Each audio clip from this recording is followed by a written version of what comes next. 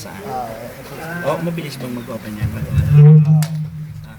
Pinagpala po tayo sa mensahe ni sa atin ni Pastor. Tunay nga po ito sa 12, sa Romans 12:1 na let's offer our bodies as a living sacrifice, holy, pleasing to God, which is our reasonable service. Totoo nga po talaga na ibibigay natin yung sarili natin sa Diyos. If we give our lives to God, He will bless us.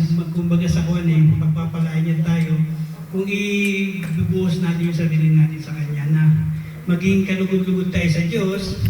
At yung sabi nga sa Matthew 6:33, sinasabi doon na seek ye first the kingdom of God and His righteousness, and all these things shall be added unto you. So, isa po rin mahalagang bagay na sa gawain ito po yung pagbibigay sa Diyos na according to God na sabi, it's better to give than to receive.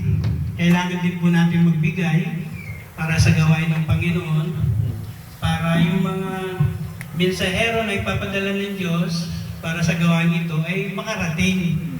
Lalo-lalo na nga po sa ating pastor, he came from Norway para magbigay lang po sa atin ng mensahe. Dito po sa offering, sinasabi rito sa Luke, sa Luke verse 6:38, sabi nga rito, give and it shall be given unto you, good measure, pressed down, and shaken together, and running over, shall men give into your bosom.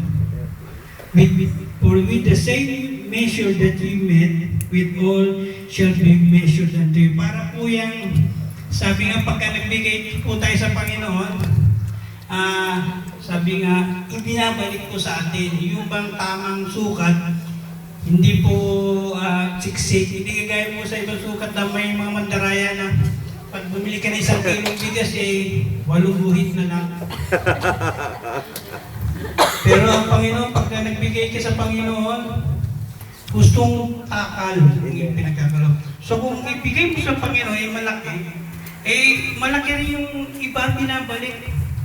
Sabi nga sa atin, kumbaga sa hindi ka magkukulang Dito sabi nga po, doon ganun din po sa 2 Corinthians 6:7, sinasabi rito, every man accordingly has a purpose in the heart, so let him give, not grudgingly or necessity, for God loveth the cheerful giver. Kumbaga sa kwan po, mas maganda po magbigay sa Panginoon yun ng galing sa puso, hindi napipilitin. Amen. Yung kaya po natin ibigay sa Panginoon, ang maluwag sa ating puso, ibigay po natin. Kasi hindi naman po napupunta yun sa bulsa ng pastor namin Napupunta po yan sa gawain. Amen. Kaya po tayo nandito, nagagadid in this lugar kasi dahil po sa aking magbibigay, kaya po tayo nagkakating-tingin dito. Kaya ihanda na po natin ang mga bulsa at baka mamaya yung litrato nyo na lang po nakatitira dyan. Kailangan po yung litrato na may nakalagay na Swedish crown. Amen po.